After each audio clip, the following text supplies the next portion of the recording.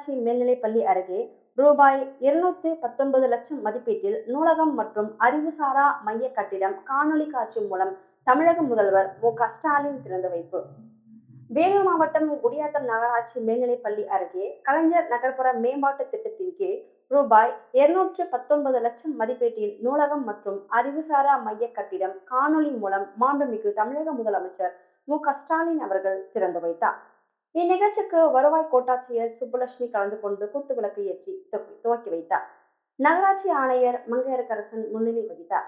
மாவட்ட கழக துணை செயலாளர் மற்றும் நகரமன்ற உறுப்பினருமான ஜி.எஸ். அரசு வரவேற்புரை ஆற்றினார். இந்நிகழ்ச்சியில் ஒன்றிய பெருந்தலைவர் சத்யானந்தம், வட்டாட்சியர் மெர்லின் ஜோதிகா மற்றும் நகரமன்ற உறுப்பினர்கள் கலந்து கொண்டனர். நிலவன் டிவி செய்திகளுக்காக குடியாத்தம் செய்தியாளர் KVR.